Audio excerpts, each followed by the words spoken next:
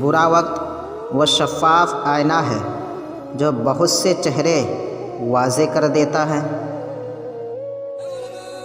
بہترین انسان عمل سے پہچانا جاتا ہے، ورنہ اچھی باتیں تو دیواروں پر بھی لکھی ہوتی ہے۔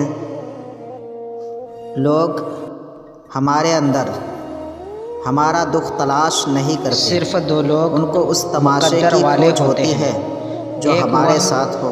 جنہیں وفادار دوست ملتا ہے، دوسرا وہ جس کے ساتھ ماں کی دعائیں ہوتی ہیں۔ جب معاملات تمہاری پہنچ سے دور نکل جائے تو سب اللہ پر چھوڑ دو، وہ سب کچھ ایسا کر دے گا کہ تم کبھی سوچ بھی نہیں سکتے۔ یقین دلانے کی نوبت آ جائے تو سمجھیں اب فقط تعلق ہی رہ گیا ہے۔ اپنے دشمنوں کی چالوں سے پریشان نہ ہوا کر، بے شک تمہارا رب سب سے بہتر چال چلنے والا ہے۔ ہر ٹوٹی ہوئی امید مجھے میرے اللہ سے جوڑتی ہے۔ جب آپ کا دل درد سے بھر جائے اور آنکھوں میں بے تحاشا آنسو آ جائے تو اس سے چپکے چپکے باتیں کر لیا کریں۔ وہ سب جانتا ہے لیکن آپ سے سننا چاہتا ہے۔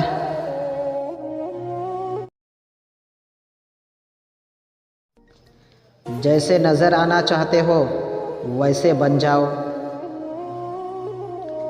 عقل کا غلط فیصلہ بھی جذبات کی صحیح فیصلے سے بہتر ہوتا ہے۔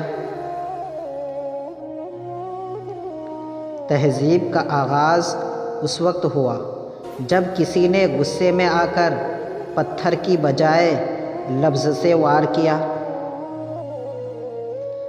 عقل مند کا کام خوشی کو محفوظ کرنا نہیں بلکہ درد سے بچنا ہے۔ اس سے خاموشی بہتر ہے کہ کسی کو راز کی بات کہہ کر اس سے کہا جائے کہ کسی سے نہ کہنا۔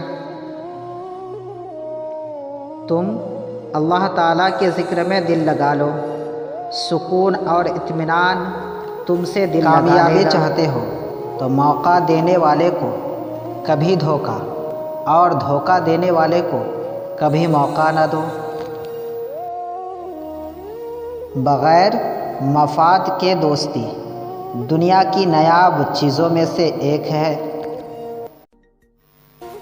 منافقت کے ڈسے ہوئے لوگ پھر خلوص والوں پر بھی اعتبار نہیں کرتے۔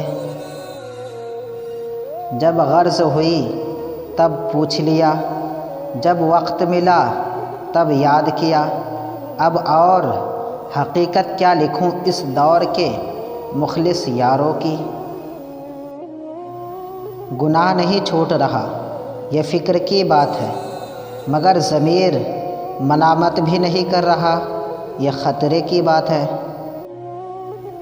انسان دونوں معاملات میں بے بس ہے، دکھ سے بھاگ نہیں سکتا اور خوشی خرید نہیں سکتا۔ ماں تو ماں ہے، جان لیتی ہے کہ آنکھیں سونے سے لال ہے یا رونے سے۔ مزاج میں تھوڑی سختی لازم ہے، لوگ پی جاتے سمندر اگر کھارا نہ ہوتا۔